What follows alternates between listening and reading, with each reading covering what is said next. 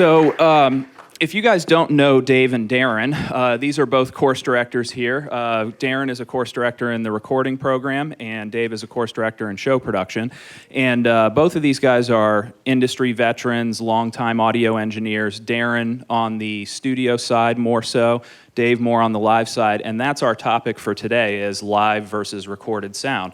So I'd like to get started before we get into all that with just a little bit of background from you guys. You know, how did you get started in the industry? How long you been doing it? And Dave, why don't you go ahead and start? Hey everybody, good morning.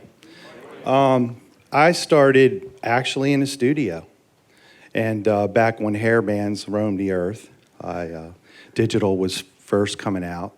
I worked in a studio and I got picked to do a live show.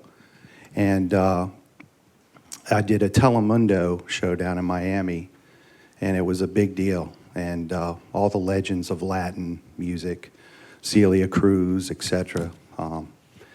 And I was very nervous, and I did a really bad job. But I came out of that experience just loving the whole live scene. So that's about when I made my transition. Then I went on to work regional sound companies, Russian Ice Show, Stagehand. I did a stint with Local 631 IATSE, and eventually started doing some touring.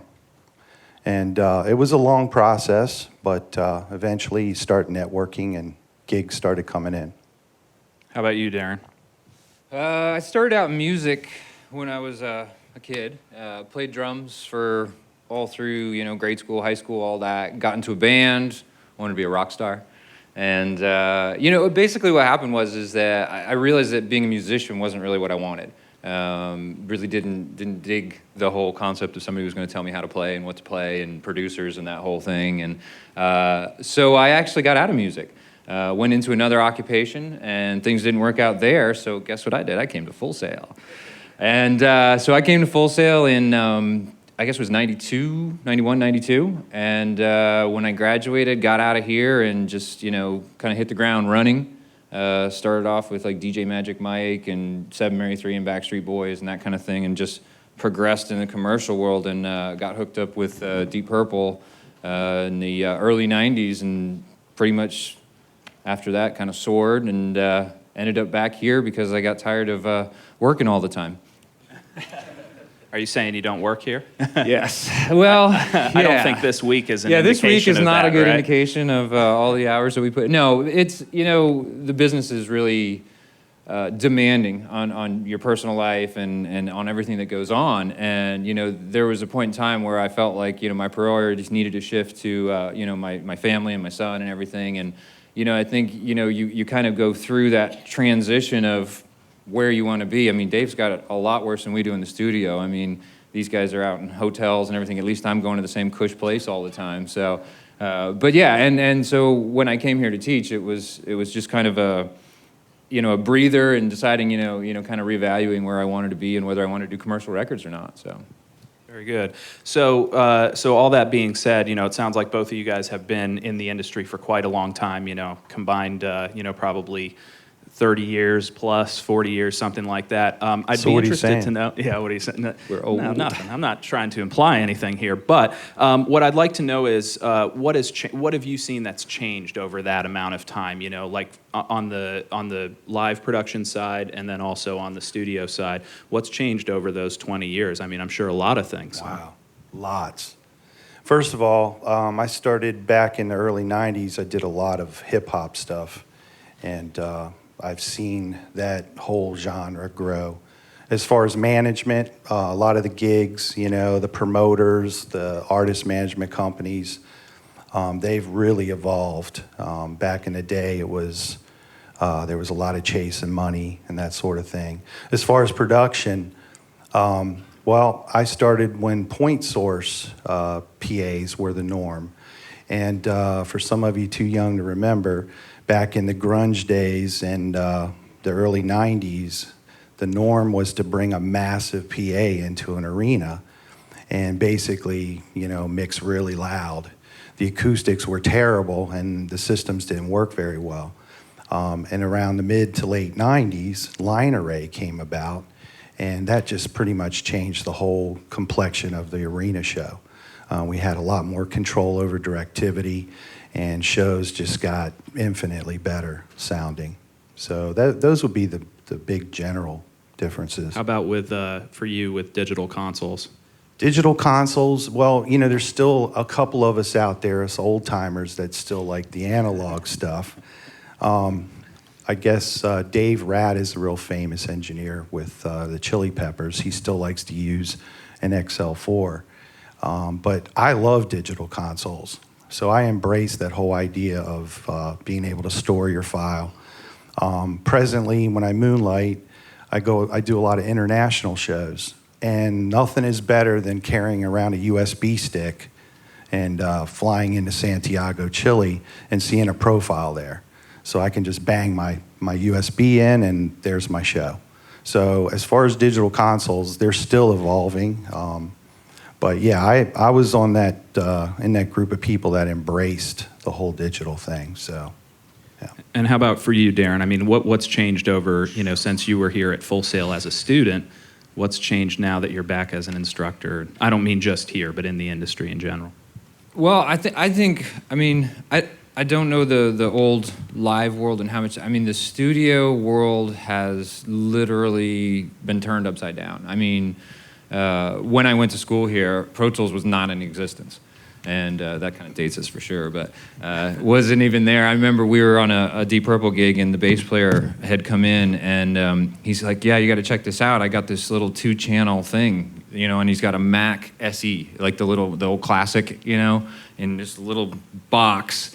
And, you know, it had 2 channels, and we had to record the audio into the thing that was called Deck at that time. We would record it in, and then we'd go into a sound editing program, edit it, and then we had to go close that and open another program just to play it back.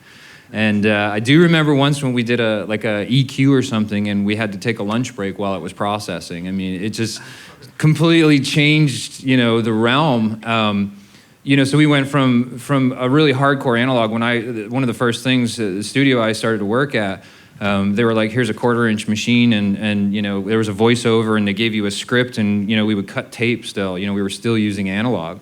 And then, you know, with this transition into this Pro Tools digital world, I mean, that has completely changed the recording industry. You know, this A to D conversion and everything, and you know, in the live world, they came a little bit later with the, you know, let us make the mistakes with the digital boards, and you know, that sounds like, you know, crap, and let me, you know, and I think you guys were probably a little slower getting into that, but now they're more hardcore than we are with the digital consoles.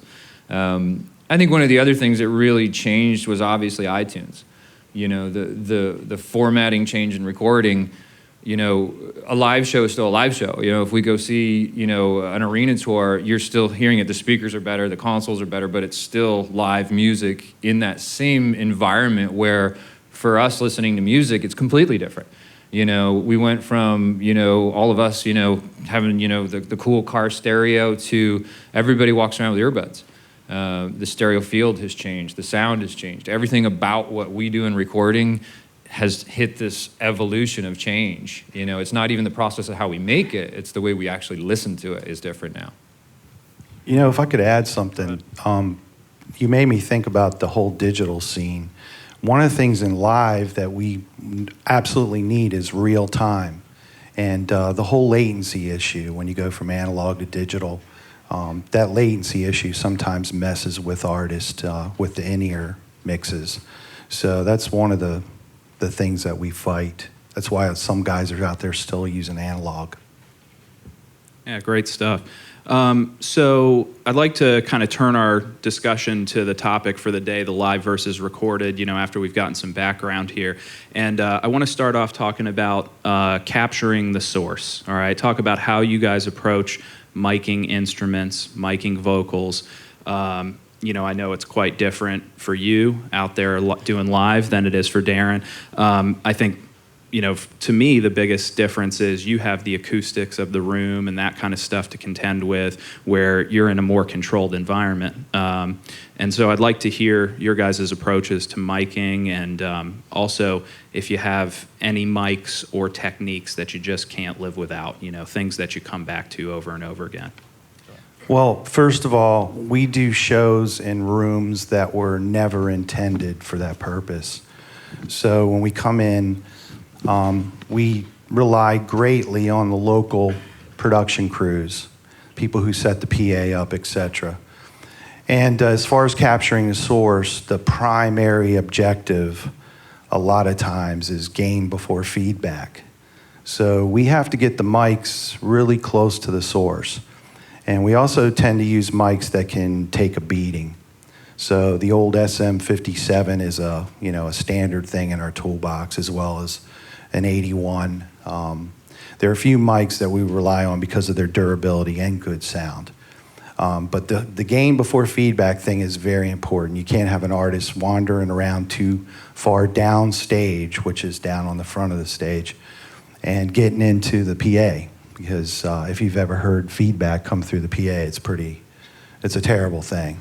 And of course, you're going to get yelled at for it later.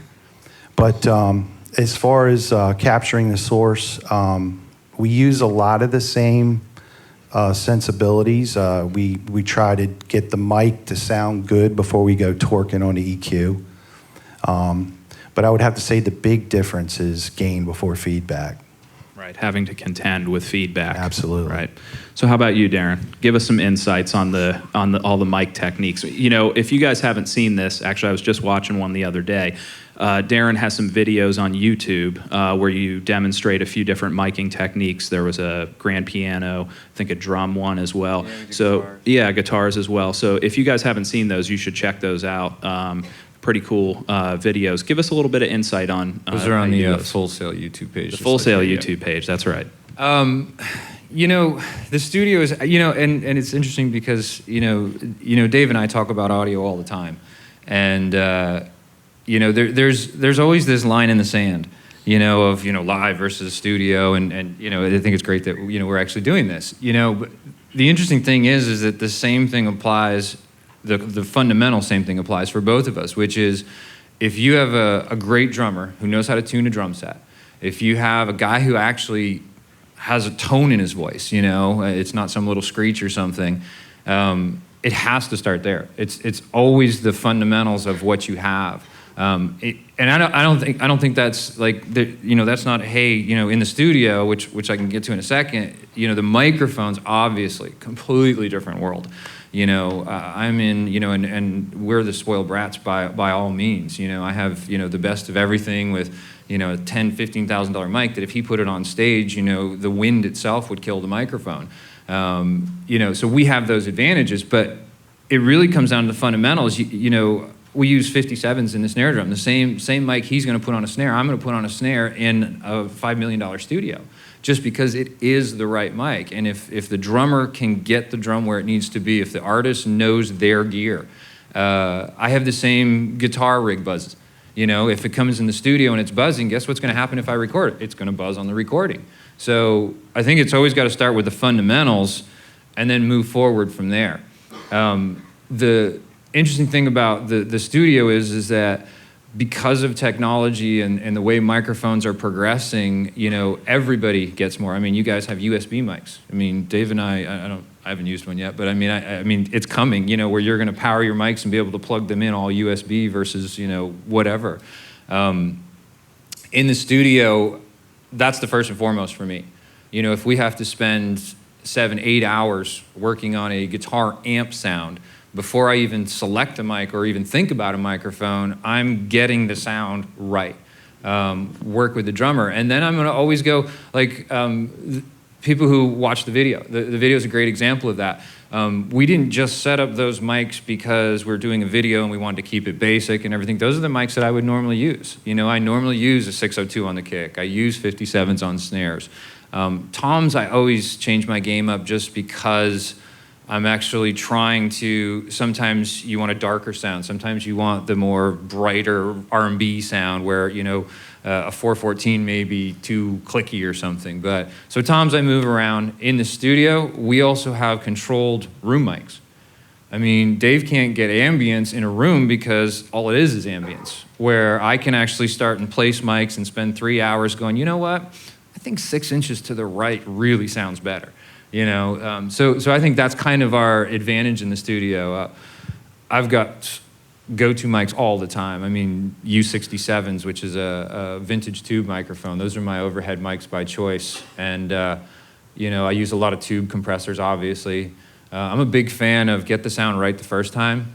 I know that when I get into the mix, I'm still going to mess with it, but I really want to give myself that starting point. So we spend, you know, enormous amounts of time where That's a big difference. Yeah, I was he gonna say, doesn't get that. Yeah. We get, just to give you an example, we'll fly in, take ground transportation to a gig, and we'll have roughly an hour and a half before band. So that we have to get everything up, checked. Often we'll spend, I do a band that has like 40 inputs. So I take about 1 minute and 30 seconds to scratch through lines. And then the band comes up and we do, if we're lucky, 15, 20-minute sound check. So we have to get our stuff up. Yeah, pretty quick. I keep picking on Deep Purple just because it's easy, but we spent over, you know, probably 13 months recording 12 songs. So we have a little more time to dial in what we want. All right, that's great. I mean, that really does speak to, I think one of the biggest differences is just the luxury of time that you have that you don't have. But I think that's what makes both of these really great. I mean, I know I'm primarily a live guy as well. I'd love to be able to spend, you know, 13 hours on my kick drum and stuff like that. I think 13 days. 13 days. I think we're always trying to get a little bit more time with the band on stage, and a lot of times we just don't have that. I've got a variety of instruments. I mean, we go into the studio to record a project. I mean, we've probably got 25 guitars sitting there. We've got 3 or 4 drum sets. We've got 15 snare drums. So when we're recording, it's like, you know, you get what they feed you. I mean, and yes, if, like I said, if he's got a great drummer, life is good. If I have a drummer who's okay, I can actually maneuver so much gear, you know, and that's not an excuse for the drummer, but it's easier for me to find that sound I'm looking for by switching the drum versus, you know, he's got an EQ, he's got to compress, you know. I mean, maybe you can talk about that. You know, you have to mold where I'm going to switch instruments. Yeah, gates are my best friend. In an arena show, I don't get my toms up and loud unless I know how to set a gate. And on top of that, a lot of times our drummers are dealing with backline that was rented locally. So, you know, they got to jump on and tune and do the best they can. A lot of drummers will carry their cymbals, though. Yeah, that's one good thing. Well, let's actually just back up for 1 second here, because I want to talk about, since we were talking about mics and capturing the source, a little bit about your approach to setting levels, gain structure. For you guys, I think most of you guys out here are an ISP, is that correct, for the most part? So as you guys are going forward in the program, a lot of your instructors are going to harp on you about, you know, setting proper gain structure, how to set levels in a recording environment versus a live environment. So I'd like to get your guys' take on metering, setting gain structure. What is your approach? Well, one of the things that we focus on, and those of you in show production, when you get to your core classes, we kind of harp on being a good system tech first.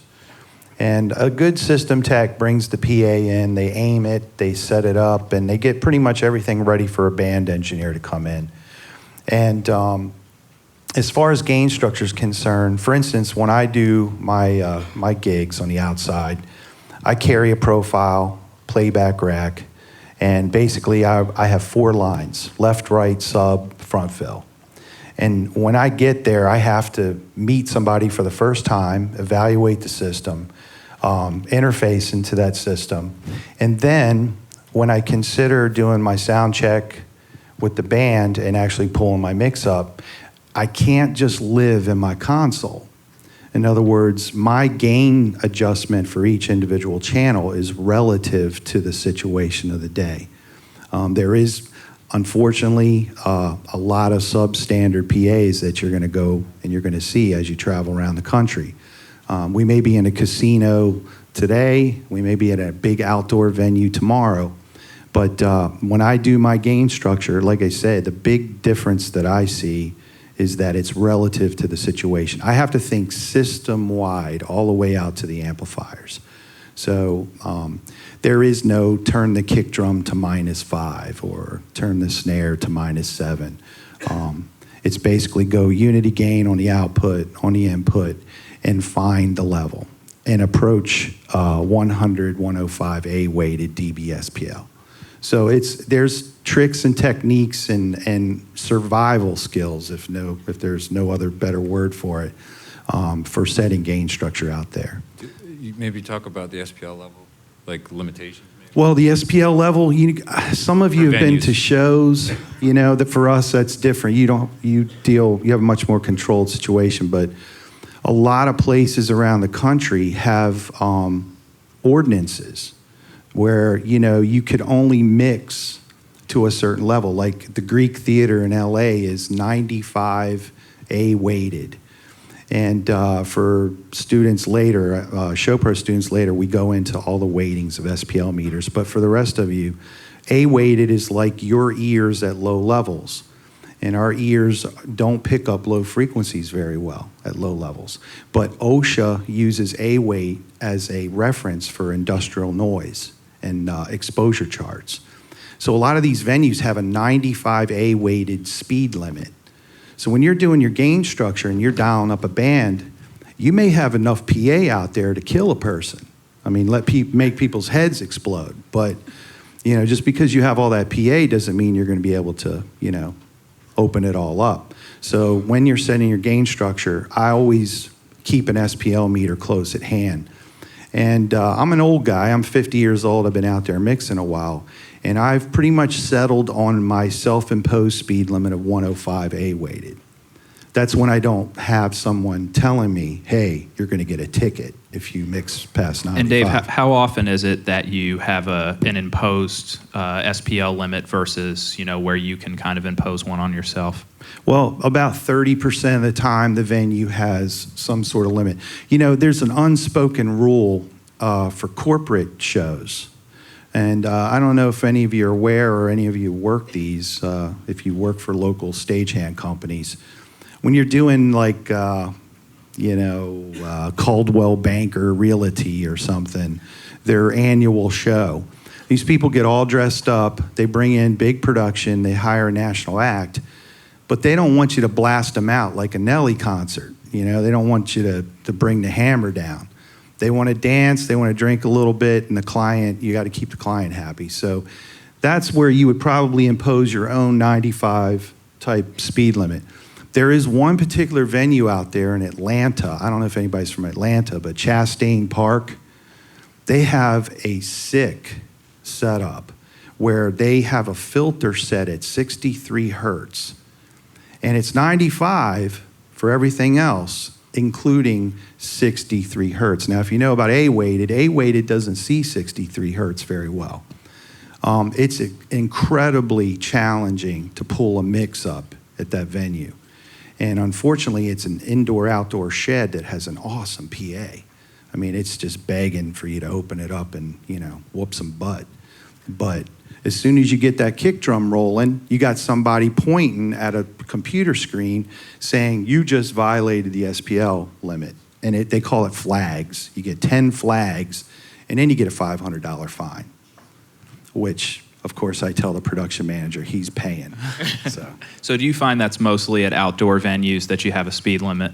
A lot of them because of residential areas nearby. Like for Chastain Park, there's some high-dollar real estate in the throw zone. So what they found was 63 hertz was making people's china closets and stuff vibrate, in their houses. Anybody that's lived in a neighborhood and heard somebody driving down the road blasting some, serious bass, Those are the records we're making in the studio. Yeah, exactly.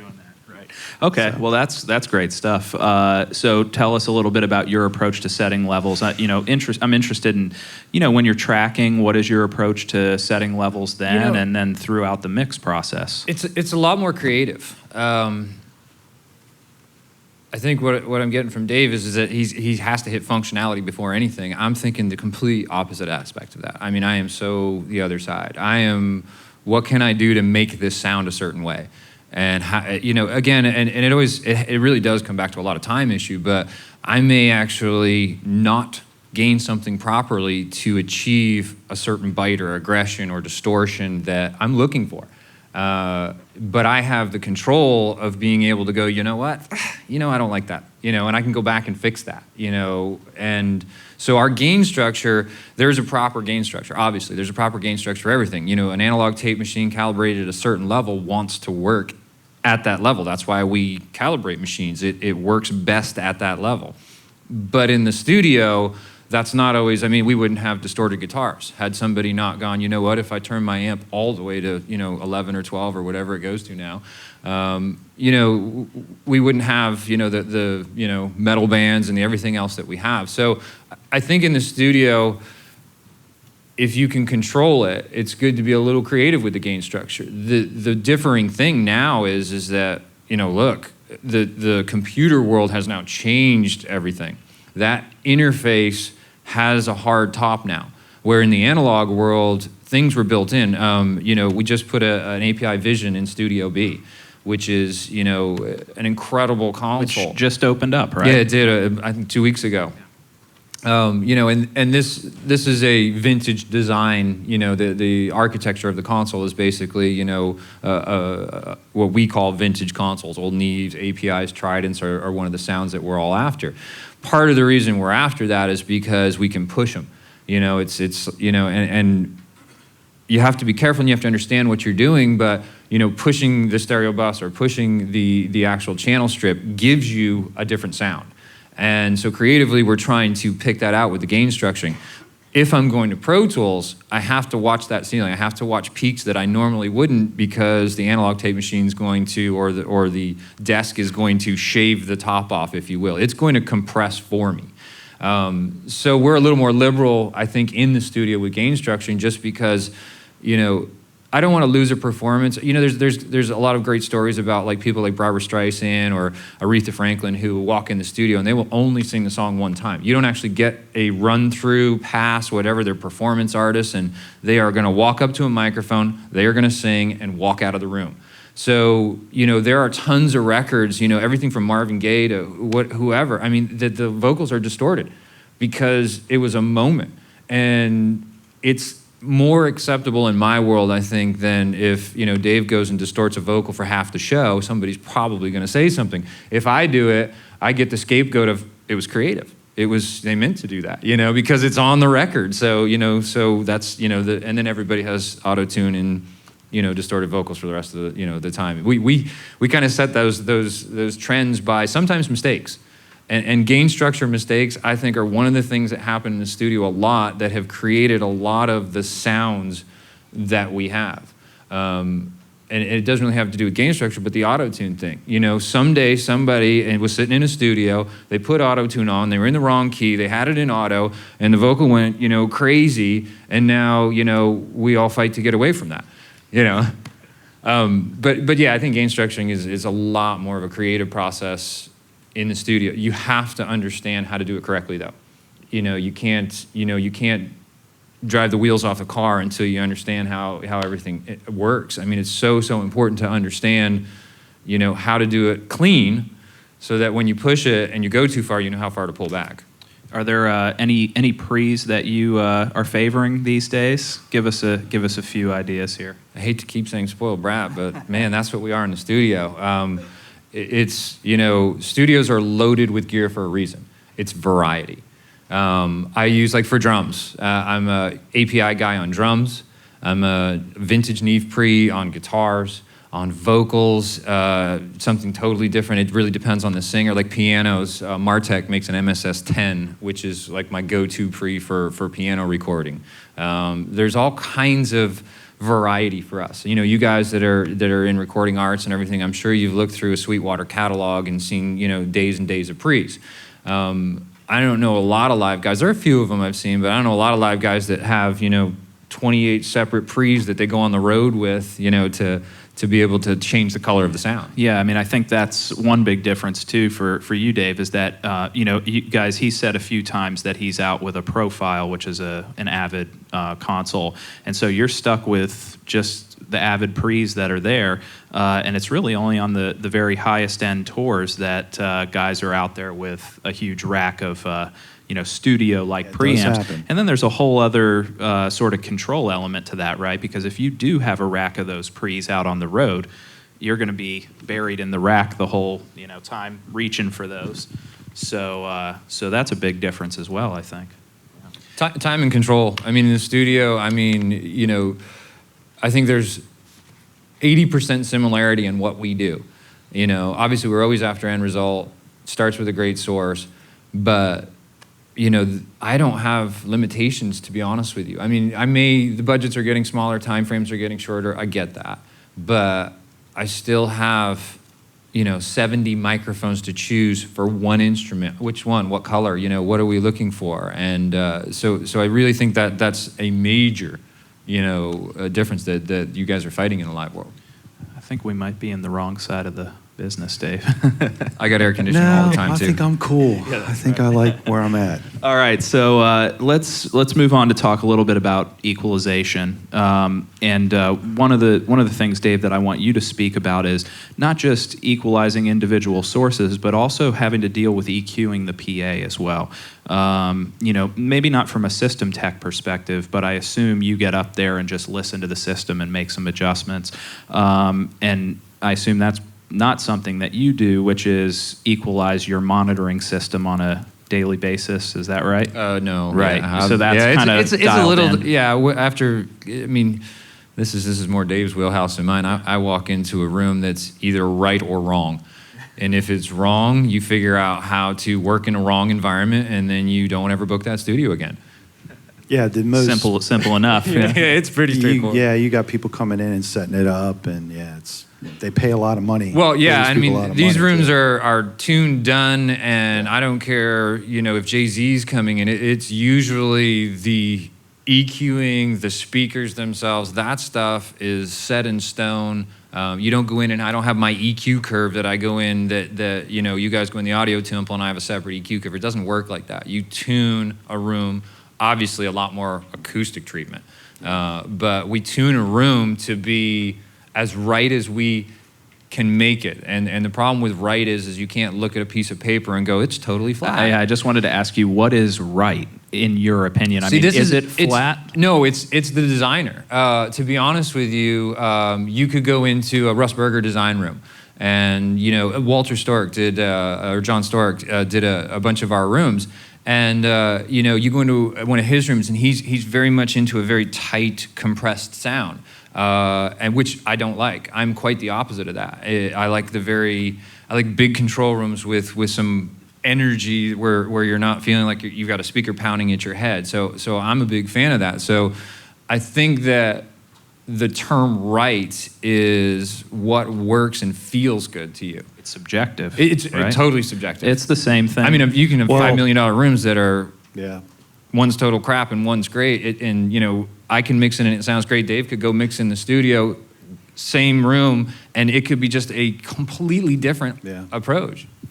Well, we unfortunately have to do shows. Promoters book shows in venues that are completely terrible acoustically. And one particular venue comes to mind up there in Hyannisport, Massachusetts. There's it's called the Melody Tent. Anybody familiar with that? That is a bowl with a tent over it. And it's in the round. So I walk in there with my digital, and it's been many years. I was using a Nova Sun French digital console, one of the first digital live consoles, terrible console. But Meyer Sound sent a sim engineer down from Boston to help, quote, EQ the system. And after about 15, 20 minutes of us spinning our wheels, we looked at each other, and it is what it is. I mean, subwoofers are 60 yards away from the stage. I mean, there are just some circumstances where you get out alive, basically, some live situations. Now, the best situation to be in is when the system tech, and again, this is something that is so important. Local production, don't ever underestimate the importance of that. And a lot of you, when you graduate, that's where you're going to start, working for these regional sound companies. A lot of the national acts, they rent racks and stacks everywhere they go. Let's actually, this is something I wanted to ask you about later, but let's go ahead and talk about it now. So tell them what you do, that you work for KC as a front of house engineer, but specifically talk about the fact that you guys don't carry PA like a lot of tours. I think there's a misconception that every touring artist is carrying PA and carrying everything. So talk about that and how that works for you. Well, let's put it in perspective. About 2% of the live production out there is the big dogs, the top 10. 98% is basically casinos, corporate, medium-sized gigs. And a lot of these artists are nationally known. You guys probably go to a lot of these shows. A really cool show that happened the other night at the Beecham with Animals as leaders and Meshuggah. Those guys are coming in. A lot of times these bands are coming in and they're carrying front of house and monitors. That means a console for monitors, a console, an in-ear package for the band, and of course stage patch. So that means they carry their mics, their sub snakes, etc. The only thing they're utilizing is local production racks and stacks. So that's PA and amplification. So me as a house engineer, when I come into these venues, I have to immediately get a good rapport going with the local system tech. And then quickly evaluate the situation I'm in. Are they using proper amplification? Is the line array, does it look like it was thought out ahead of time and calced? Or was it just thrown up there? What is the PA? I've seen some crazy homemade PAs where, I have to guess the crossover, what's going on here. Sometimes it's not very fun and you have to really think on your toes. But what my approach is, get with the system tech. Hopefully they've tuned it to a certain degree. Then I interface my console. And typically I will voice the PA. In other words, if you ever hear me EQ in a system, I'll sound kind of like an animal. I'll be making. Let's hear it. Yeah. Ooh, ooh. Ooh. For my low end, you can hear some 160 and 125 rolling around. And then I might do some, Maasai warrior stuff, some of that stuff. So you kind of voice the PA and you can kind of find out where the trouble spots are. Once in a while, one gig I did in Michigan recently, the Thunder Audio guys who are, really pro, they had smarted the system. The system was hung. I could tell when I walked in that I was in good hands, and the system was completely flat. So when I interfaced, played a little music, put my mic through, it was happy. It was a happy time. We shook hands, we ate catering, we smiled all day. It's one of those kind of things. But One of the rare days, right? No, I was just going to say, Mike Stewart, who a lot of you guys will have, maybe you could just talk about how that system tech, because, I don't get a system tech. When I walk into a room, there's times now, after seeing what a system tech can actually do for you, when they can make the room right, it blows my mind. I was like, man, just think of all the studios I went in and I was struggling, and if I had a guy come in before me and be able to make sure that it was like to my likings, oh man, that's... Yeah. Well, actually, before we throw it back to you, let me ask you though, so Dave has a system tech, and of course you have a monitor guy that you guys are out with. So who are the people in the studio with you? Do you have an engineer that typically sits with you, or someone who deals with Pro Tools, or what are the people involved? It varies from artist to artist. I was in a unique thing. There are so many paths in the recording world, on how you can come up. I didn't assist, if you will, for a long period of time. And when I got in with one of the bands that I was working with, there was no assistant. The band didn't want anybody around. It was, and that's kind of been the trend for me is that kind of the lone wolf. A lot of people use assistants, and a lot of people rely so heavily on the assistant. The assistant does 90% of the work, and you come in and push a couple of faders. And I'm not saying that that's wrong, but it's a different approach than I do. Dave will tell you. Vince, these guys know I'm a control freak, and part of that stems from not having anybody ever around to do it. So it's so much quicker for me now to mentally just go and plug that cable in. I'm not afraid of wrapping my own cables. I mean, it's what it is, and it's the way my career has been. So in my environment, I don't have a Pro Tools op and an assistant and everything else. I actually prefer myself to do it more that way. The renovation in Studio B, I may not put the nail in the wall, but I think it's more important to be there and be a part of that whole process. It's a more organic thing. And I have the ability with the studio that Dave doesn't. He can't go in and do that with the system. But I tend to want to still do it alone. I'm trying to get better with that. I really am. I because actually think it sounds good that way. Well, it isn't because, I was fortunate enough to have a band really go out on a limb for me. I had no experience. I mean, I was literally as green could be out of Full Sail. I was ready to tackle the world, and I did. I had the skill set, and I think that was the important thing, is that I think a lot of you guys, when you graduate, the ego may outweigh the experience, but you are ready. I mean, you are fully ready to do this. It's just an issue of whether you have your head screwed on straight to be able to do it. I had a band who really took that chance and allowed me to do that without the safety net of everybody else. I mean, if I couldn't blame it on the assistant. I mean, normally in the studio, it rolls downhill. So if the engineer, if there's something bad, man, my assistant patched the wrong mic, or he did this wrong, or it rolls downhill. And we can't roll that way. Yeah. Production, those of you doing show production, be ready. We bring you up to be part of a team. A big one. It's very, very important that you work together. In other words, when you get graded in our live labs, for instance, if somebody messes up the monitors, everybody is to blame, because the artist is not going to say, monitors really suck today, but you did a great job on Spotlight.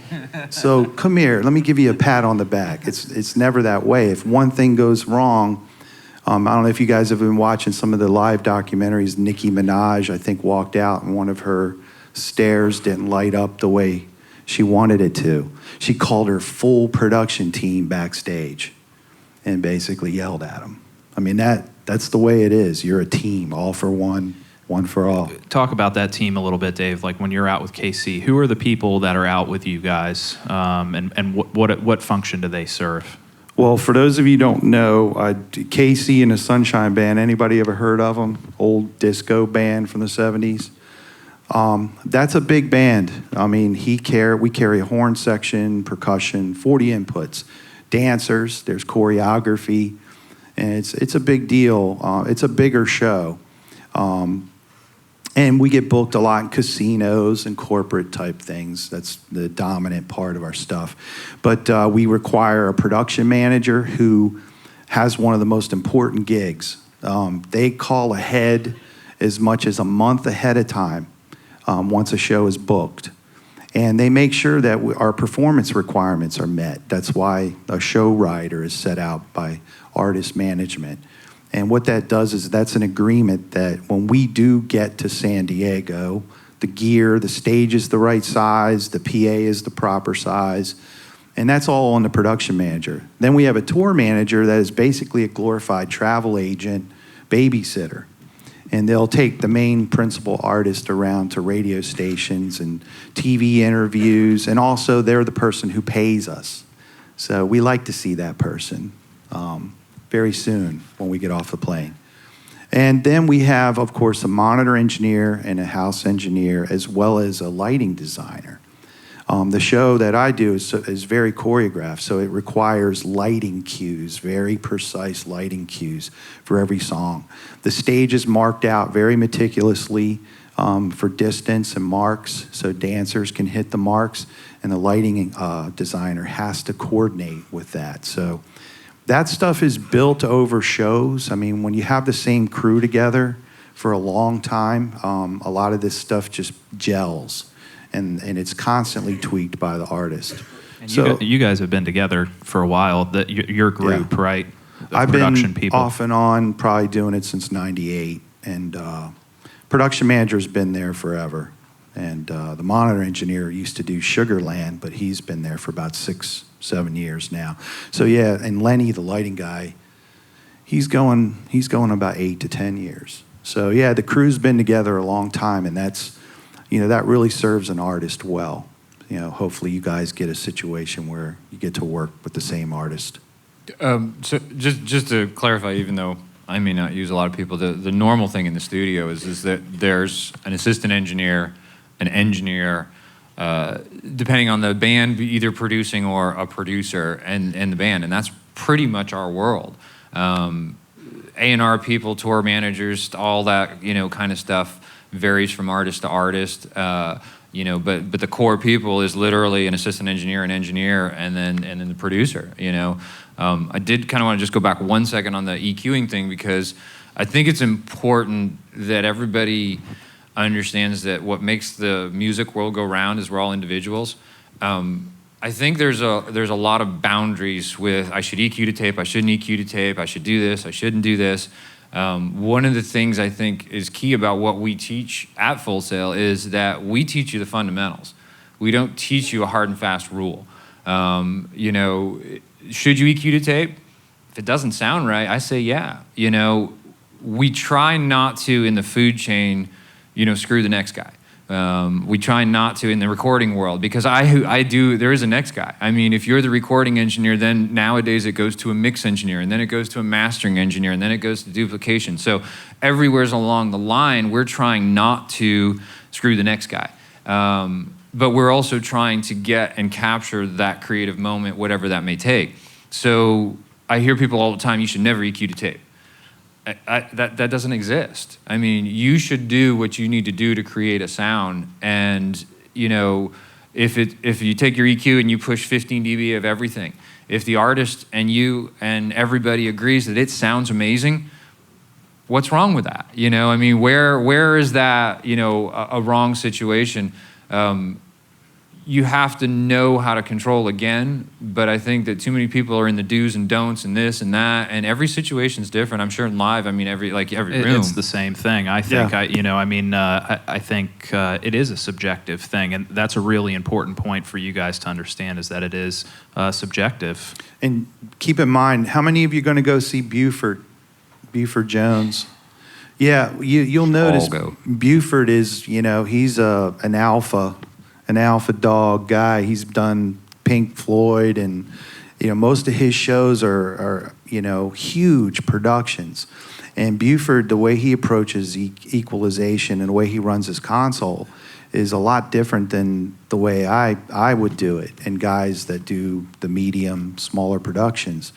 Matter of fact, Buford calls what I do combat audio.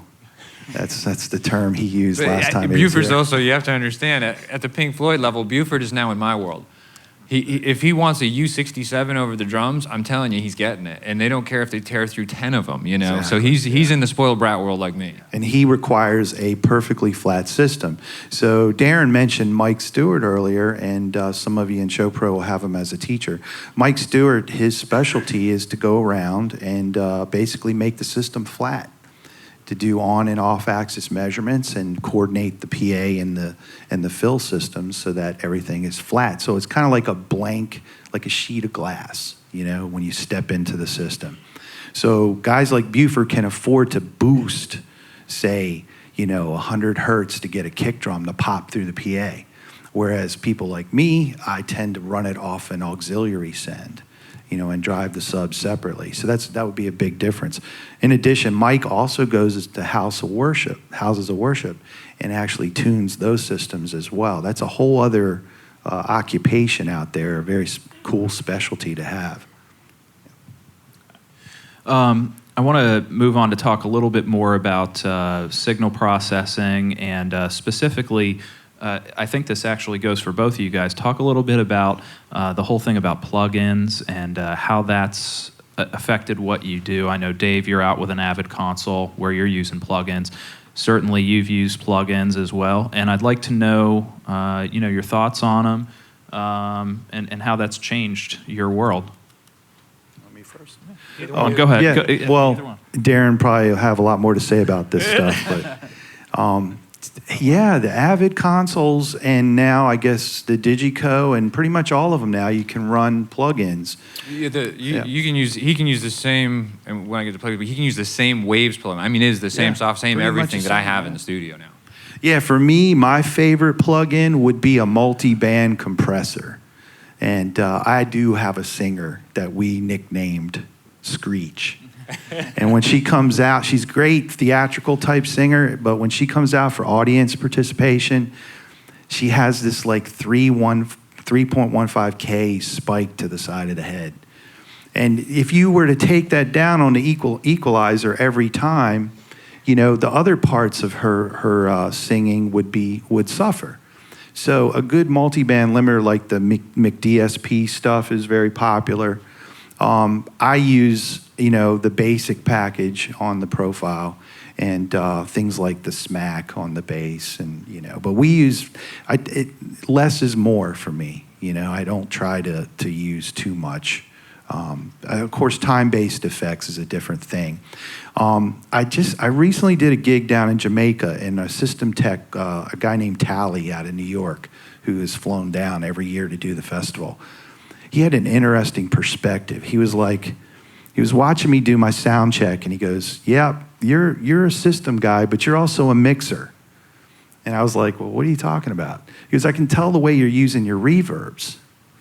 And what I had done was I had snapshots done for every song and everything timed out. Most of us have our smartphones, and you guys probably have your favorite app. I use True BPM, and you can tap out a beat per se, and it'll give you the quarter note, the eighth note, etc. Now, what I did was with a recording of the show is I timed out all my effects and saved effects palettes in my snapshots. And this system tech, you know, this is what he was talking about. He said, that's more like something a mixer in a studio would do. So this is actually one aspect where we kind of join up and kind of fade into each other. So I'll let Darren talk. There was so much in what he's saying. Like we could go like 10 hours on just, you know, just that one little thing, because people in the mix world, I mean, you guys, hopefully you guys are going to stick around later for Phil Tan. And, you know, Phil's an incredible mix engineer. Things have to be in time, people. Everybody asks us, well, why does my mix sound muddy? Well, when you come in and your reverb is not even, and reverbs can be put in time with your song because reverb is a delay. But making sure that things are in time gets it out of the dead space. When you play a note on a guitar and then you play a second note, there's space in between. Well, if you play a note and you don't intend for something to be in the middle and your delay or your reverb is swamping through that, it clouds everything up. So time-based is, you know, and I mean, it's 21 years and I still struggle with time-based. I mean, time-based for me, I've never been able to really, like, if I wanted a vocal effect that was like crazy and panning reverbs and whatever, I'll be honest with you, I'm gonna hire somebody. I straight up will. It is not my world. My world is the, you know, drums, bass, guitars, you know, put things in a pocket. I'm very, very minimal with time-based stuff. I don't like to swamp my mix with that. The plug-in world is incredible for us, I think, because you know, gear aside, I mean, you know, an LA2A, 1176, whatever, we've heard these things millions of times probably. So when I bring up an 1176 plugin from any manufacturer, I can actually sit there, and Phil hopefully can maybe expand on this for you guys a little bit when he does his mix thing, you know, ask that question, because he has heard the real deal a million times. So whatever plugin he pulls up, he's like, oh, you know, it doesn't sound as this. And then he can put an EQ on after it. He can do whatever to make the plugin mimic the real thing. So when you see us using plugins a lot, it's not just we pulled up a stock plugin and just let it rip. We've contoured it to match what the real one sounds like. And that is one of the things that we're really losing. You guys are dependent that the programmer of a plugin made it sound right. So when you pull it up, you assume that's what an 1176 sounds like. Well, our tech guys will tell you that there's, you know, 10 versions of an 1176, if not more. You know, one has an output transformer, one doesn't, you know, and the sound we select One of my absolute go-to plugins is the CLA 1176. Chris Lord-Alge is one of the top mixers in the world, and he has a Waves plugin pack. So he uses, and they modeled off of his 1176 Blue Stripe, and that's the one that I'm generally going to go to, and it sounds great. On a snare drum, I would use a Blackface 1176. So it's just for the sake of, again, time and energy, we can spend months, weeks, years, selecting compressors and plugins. And I hate to see people say, oh, I'm all analog or I'm all this. These are all just crayons in the Crayola box. And now I went from the basic colors to the big box. We can create stuff. I can automate a compressor. Like in the verse, I want a black and then I want a blue in the chorus. I couldn't do that. I mean, there's no way I could put 20 1176s in the studio. We just don't do that. So I think there's massive advantage to the plugin world. I don't see, to be honest with you, and a lot of mix guys and a lot of hardcore analog guys will probably hate it that I'm saying this, but I really don't see it as a plugin versus the real thing. I see there are different flavors. My advantage is that I do know that there is another flavor, which is the real thing. And a lot of you guys may not get exposed to that. And do you use the two in conjunction with each other? I mean, like hardware and plugins? Yeah. All the time. It's kind of interesting, and somebody needs to ask Phil. I don't know at what point he went from mixing on a desk to in the box. I know Leslie has kind of moved in the box. Most of the mix engineers, Ryan Hyatt, who's another top mixer, has moved pretty much solely in the box. Tell these guys what you mean in the box real quick, just to make sure. You're mixing in Pro Tools solely. We're using plugins. We do use outboard gear. Obviously, I don't know if how many of you guys have hit the Pro Tools classes yet, but we can use an audio interface. Even though I'm in a Pro Tools session, I can send a snare drum out to a real analog compressor and back into Pro Tools. So we can still use real gear, and we mix it up with that. When I say mixing in the box, though, I'm talking about we're literally using, let's just say 90+% plugins, time-based effects, everything is in Pro Tools. It is honestly it's a more efficient way. I mean, a client calls up and says, hey, I want something changed. I can literally pull up the session and go 3 dB, and then I can Dropbox it to them, and in 5 minutes, we're like, yeah, that's good, it's approved, it's out. The technology has really changed our world. Well, and certainly, I think, it'd be, in a lot of cases, we were kind of talking about this before the session here, that would be a more cost-effective thing to do. I mean, if you're mixing in the box as opposed to having all the hardware, it could be potentially for it is and it doing isn't. things. A Waves bundle can go as high as $10,000. So it's not cheap to get into the good But plugins. that hardware could be as high as. Well, and that's true. Each 1176, you're probably looking at $2,500. An LA3A or an LA2A could be as high as $5,000 if you get some of the really nice stuff that vintage. The Beatles used it or something like that. I really don't feel like plugins are a substitution, though. I think that a lot of people do. They feel like, oh, I had an 1176 and now I have a plugin. I never have looked at it like that. We still stock a bunch of outboard gear in studios for reasons.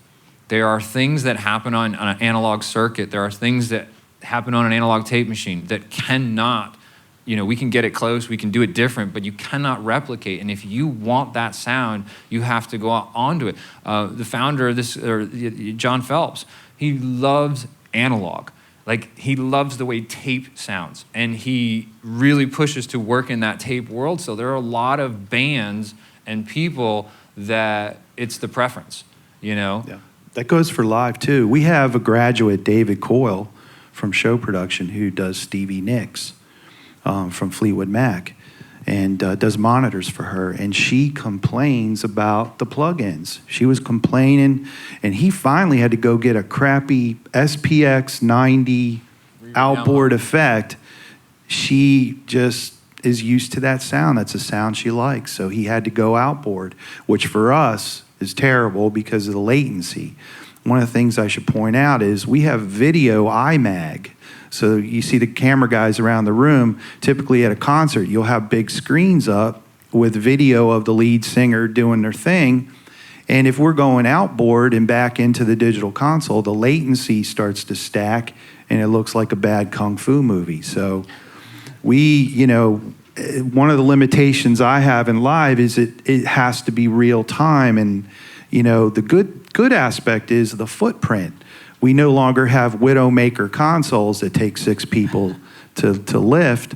We have these little consoles that take smaller footprint. Promoters can sell more seats. So it was a logical evolution for our effects racks to shrink and go away.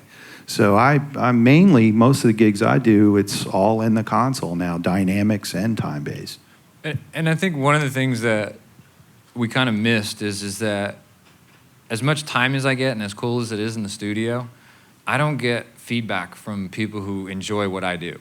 A lot of times Dave gets to see the crowd, and if it's not doing what it needs, he can figure out how to make that happen. When I do a record, I don't get to go to Kmart and walk out and sit in your car the first time you hear a song and go, did you dig it? I don't get that. I don't get that feedback. I don't get any of that. So there's a huge mental game of being in the creation of something and I have to guess, what people are going to want. He gets instant feedback and good and bad, because if they don't like what he does, they can also turn around. So Well, that's actually something that was a question I had too, which is, your thoughts about how you sort of deliver your product to the consumer. And in your case, the consumer is the crowd that you're standing amongst those people. And for you, you're not really exactly sure how people are going to sort of consume your product, right? I mean, it could be on their car stereo, their iPod earbuds. It could be, in some cases in an audiophile type of reproduction system. So, how does that affect what you do, not exactly knowing? Right now, it's pretty insane. One of the records that we did, I was mixing in Studio B in I guess 97, 98 or whatever. And, at that point in time, this was, iTunes was obviously starting to come up and things were happening, but people still listen to music on car speakers. Like the talk radio world that you guys know, it was still, you turned on the radio and you actually heard songs.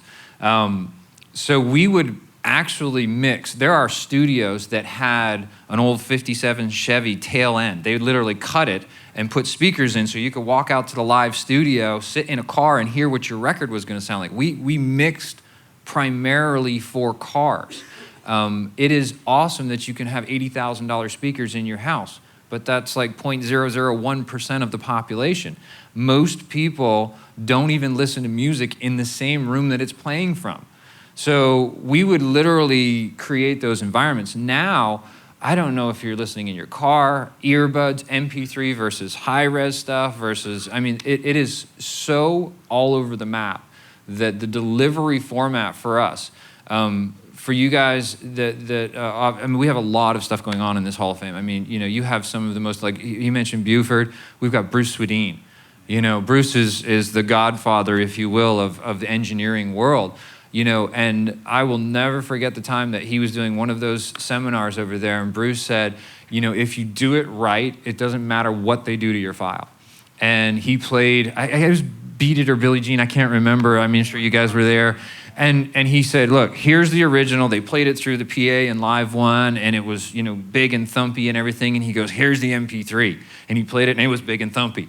And I was like, it really, I wish somebody would have done that to me 20 years ago, and not that we don't try and do things right, but he proved the point that if we do go to the extremes as the inside people, if we make the best record we possibly can or the best show that we can, these things, no matter what somebody does to them, they're going to last. Well, and for you, as far as, sort of delivering your mix to the audience, I think the thing that's challenging for you is delivering the mix to such a large crowd where people are at different distances from the PA. So talk a little bit about that. If you're a perfectionist, live is not the gig for you. You can EQ. I spoke on Mike and his abilities with Smart and Sim and TEF and all these acoustic measurement systems. But the bottom line is, you're not going to make it sound great for every single seat in the house. There's going to be some seats that are going to be a little muddy, a little bright, and that's the challenge. Way back in the day when I was doing house for George Clinton, Parliament Funkadelic, the coolest thing, like Darren was saying, the crowd around me was dancing. They were boiling and just getting into the show. And that is why I do live. I mean, that I have to say. But the hardest thing to realize here as a live engineer, you're not getting away from recording. I have to record every show, and I have to burn a CD. And this today, it's for legal purposes. Because a lot of promoters, they want a 75-minute set. That's what they're paying 85, 100 grand for the band to come in and do. If you go out there and do 2 songs and, pull a Big Red, the Axl Rose kind of thing, and just bolt, the promoter shouldn't have to pay you full money. So I have to archive the show on CD. Now, a lot of bands also archive to Pro Tools. So you're tracking as well as mixing the show. So don't think you're going to escape recording if you do live. One of the most horrific experiences of my life was I spent a summer with the Allman Brothers. And back when there was digital audio tape, I was the system tech assistant to Bud Schneider, who was a house engineer. And he would do sound check in about the first 2 songs, and he'd walk away, and he'd say, mix the show, which, of course, twists my arm, right? But I was in charge of recording the show. Now, like I said, the most terrifying experience was taking that digital audio tape back into the bus and stand there with Greg Allman and Dickie Betts and all these legends, and they're playing your board mix. Now, what you hope for is they start ragging on each other and their musicianship and not the mix. But it's pretty intense. So the artist, 9 out of 10 of them want a show tape, and they want to evaluate it. So I just wanted to point that out. If you're thinking about live, all this Pro Tools stuff you take in the first year it's good stuff. It's going to pay off. Actually, a lot of the live guys are carrying Pro Tools systems out there. That's more and more Trying to get common one now. Yeah, exactly. Let's move on and talk a little bit about developing a relationship with artists, how you interact with them on a professional level. I think it's a really important thing for the students to understand is, how is it that you interact with these people? They are sort of your boss, so to speak. And so I'd like to, I know both of you guys have worked with some pretty heavy-hitting artists. I'd like to know, you can go ahead and start, Darren, about how you do this and how you develop that relationship. This is an interesting thing. For those of you that know me, know I have a very quirky personality. I am hardcore. I am hardcore with the artists. People either love that or hate that. And there are artists, in my world, I have to have a connection with an artist. I don't have a choice because there is nobody else. I mean, I don't have an escape route. I'm in a 6,000 square foot box for 12, 14 hours a day for months and months on end with somebody. And if Mariah Carey doesn't like me, then we've got a problem. So most of the time, an artist has to, there's a sit down, there's a meeting, there's a meet me at the club, whatever. The biggest thing that I think people make, the mistake they make early on is thinking that you're there to be buds with somebody. You're not there to be Steven Tyler's friend. It happens. It's great. You have great relationships. You really do become, you'll go through separation anxiety on records because you've been in a room for 12 hours a day for a year at a time, and then all of a sudden your family's gone. I'm sure, I can't imagine what it's like to be on a long-term tour where you have seen the same people day in and day out, and then all of a sudden you guys are off the road. It's like post-traumatic stress for us. So I think the interesting thing is that we are selected a lot of times for what we do. We're picked for our personalities of how we interact with artists. Some artists need somebody like me to come in and say, you know what, you suck today. And that blatant, and not sugarcoat it, and not go, oh, you're just not as blue or as red as you need to be. It's like, I'm just gonna go, you know what, that was horrible, you're out of tune, do it again. And some people respond well to that. Other people need let me go out and pat you on the back, some people need that. So I think the relationship with the artist is an interesting thing. In the studio, that is the most vulnerable an artist could ever be. It is the time frame where there's a door that closes behind them and they're in a safe zone because there's only 2 or 3 people there. I'm just picking on Mariah Carey as a random name, but if she comes in the studio in sweatpants with no makeup, no hair extensions, just completely, it's not like, oh my God, what happened to you? It's we are a unit together, and that is a dangerous place to be with an artist. Dave can talk about that too with the singers and stuff, but singers are vulnerable people, and they need to know that they have this trust. And that trust is everything. You can be a total jerk and still get trust. The trust is the main thing. I can't get an artist to do what I need unless we're on the same page. And you have got to find that medium. And at this point in my career, if I get in a studio with somebody and we're not gelling, I will be the first one to say, you know what? You need to get somebody else because I'm not the one. I used to try and force that. It's like, no, it's me or it's you, it's whatever. It's, you would try and go through all the rationale of why a personality doesn't work, and, it just doesn't work. You hang out and you guys all have friends. And then there's people that want to be in your circle and they're on the outside. They don't get it. You know what I mean? And it's the same thing with an artist. You can't force a natural, creative, environment. There are reasons that we stay with Deep Purple.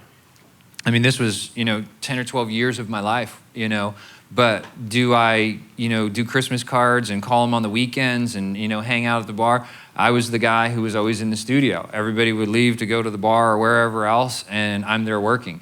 I wasn't there to socialize. And I know that some people have built careers in the recording industry.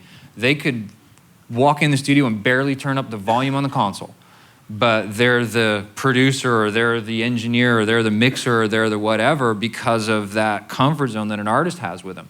And it's everybody else's job to take up the slack for that. So the studio is, I think, a different environment because we're this close. This is where we are all day long.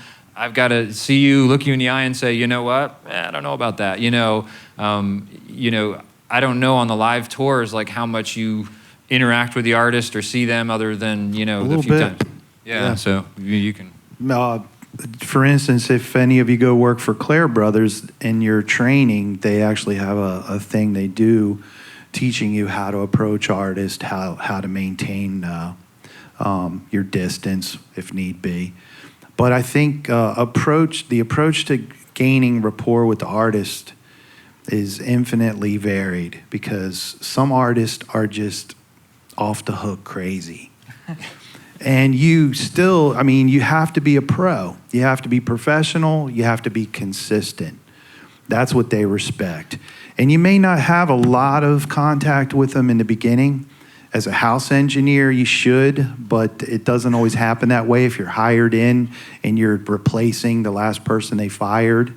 For a monitor engineer, I think it's absolutely necessary. And one of my good friends, Barry, who is was Travis Tritt's monitor guy for years, he did Donna Summer for a while.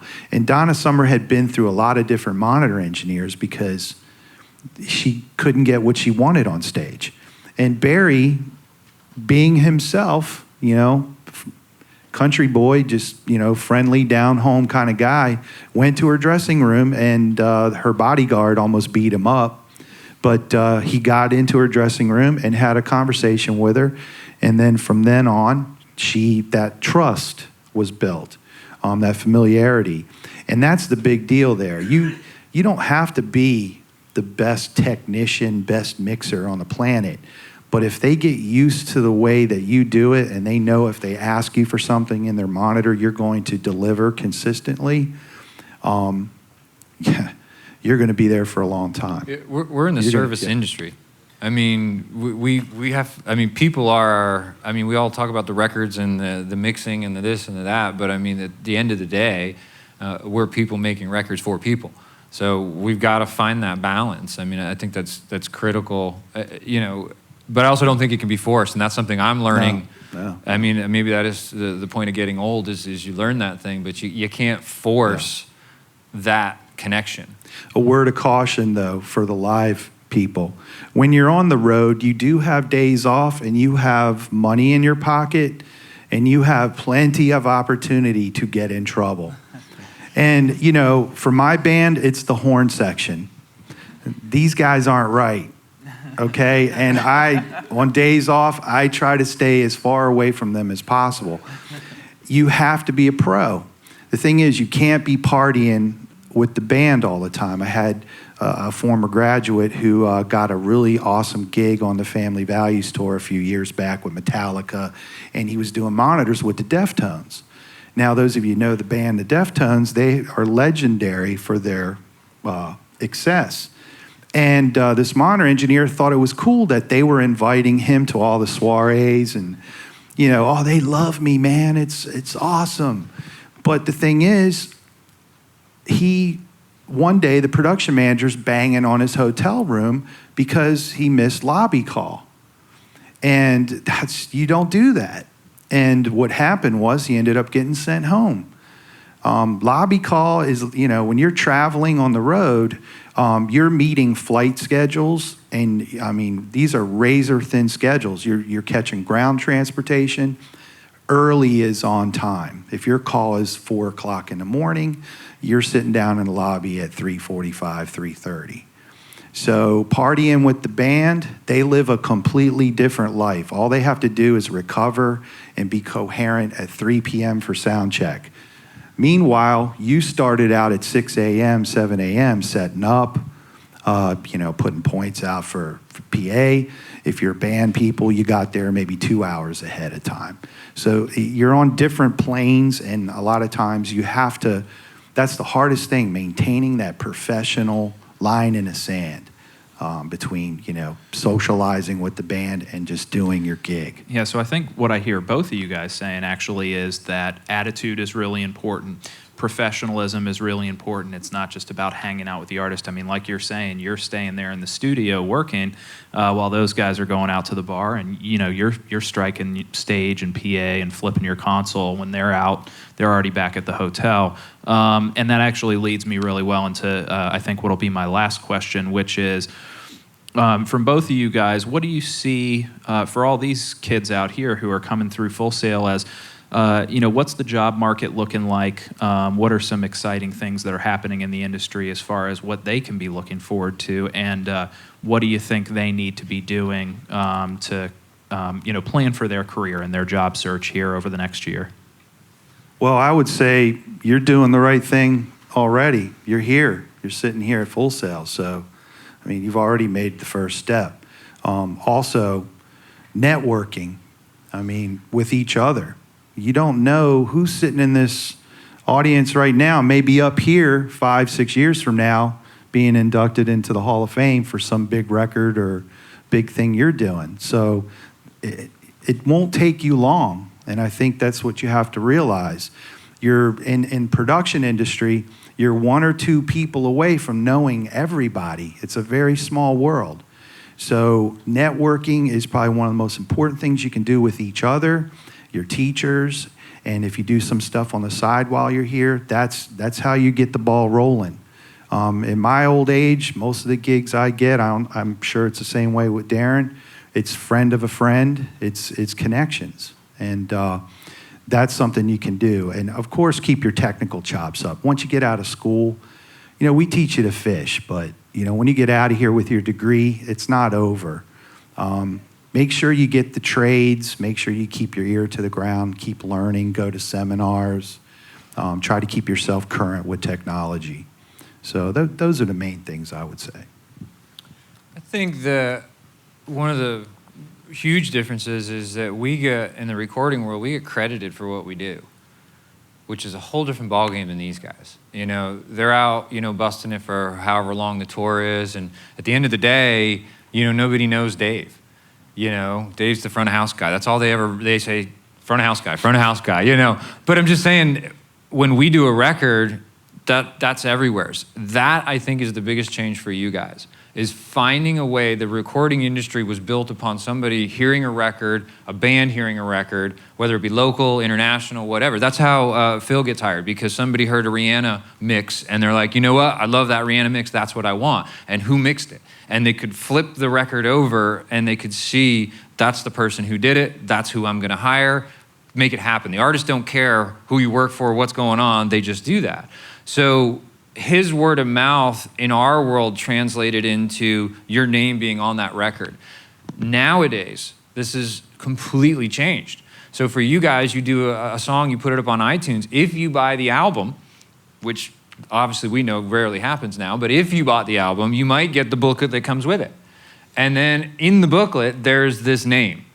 Great, you know, maybe you made the J card is what we call it. You either made that or you didn't. But if you just buy the single, who did the song? You know, so you are now in this world that was created by credits and by that print thing, where now you guys don't have that. Production has changed. There's the big leagues. There is the Rihannas, the U2s, these kind of bands that are using, guess what? Old guys like us, the same teams, the same people in the studio. So when you guys are coming up, now it's harder and harder because of the lack of these major studios. Because of technology in the indie market, it's gone down to you struggling to try and find a way to network yourself. So I think Dave nailed it. You guys have got to network.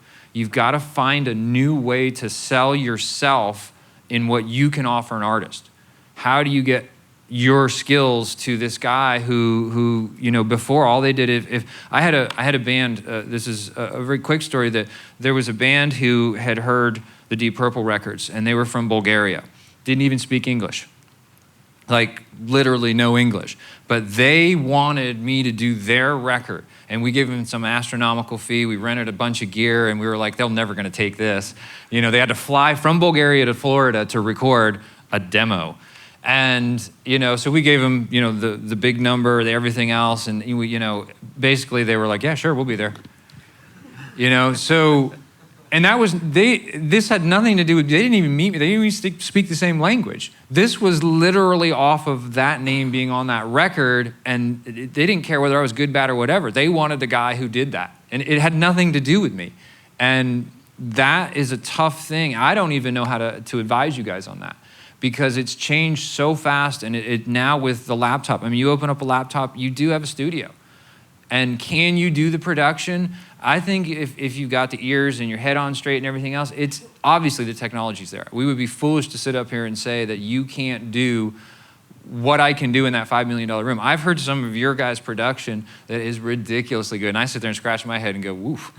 I mean, I can't do that, you know? Yeah, and you know what? That's the way, you know, that's the game. You guys are supposed to replace us. You're supposed to outdo us. You're supposed to be, whoever's in the studio assisting me is supposed to be better than me. That's what's supposed to happen, because when I don't show up, you're supposed to show me up.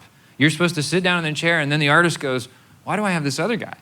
That's the point. That's what's supposed to happen for all of us. That's what happened to me in my career. That's even Dave. I'm sure it's the same thing. There was a front of house guy at some point who didn't show up, and whatever you were doing, all of a sudden Dave steps up to the console, and the artist is like, we've been wasting our time. You know, this guy's so much better. Why don't we hire him? You know, I mean, I don't know how the Casey thing happened, but I mean, there was some way that you got pulled in there. Yeah, the guy I replaced, he got fired. I can't really go into why, but yeah, that does happen. But I would add, in my world, you start by paying your dues, being a stagehand, being a good system tech. I mean, that's what we stress. Yeah, our dues have gone away. And then you climb, and eventually you start mixing opening acts. Like today's opening act is tomorrow's headliner. So a lot of these cats out on Claire tours, you know, they're mixing opening acts or doing monitors for the opening acts, and that's the way they're cracking in to get that band engineer gig. But yeah, it's really, in our world, it's still pretty much claw your way up, pay your dues. I mean, we still have that process, but if Phil's not in the studio mixing, if he's mixing on Pro Tools in a private room, and which a lot of these guys are going to, I mean, how do you, in our world, that's the thing, is that the dues are being shrunk and shrunk and shrunk and shrunk in the recording world because everything's happening in these isolated spots. Or the opportunity to get in and pay absolutely. the dues in the and first place. to have me not show up, you know, because I was out partying with the artist and I don't show up and the assistant's there and they want to record or something, you know, I mean, those are great stories. But I mean, I don't foresee the future. You know, there are a lot of you guys that will go intern and you will assist at major studios and get that experience and that exposure. But there are a ton of you guys who are just going to have to hump it and try and figure out how to get yourself to these artists. They need you. I mean, but the exposure rate is completely different, and I think it is changing so fast. You know, in my world it is. I mean, I understand the touring thing. You gotta come up the food chain for sure. Well, I think that's a lot of really good insight for you guys from two guys that are really well-versed in these topics. So I'd like you guys to give them a hand, thank them very much, and thank you, everybody.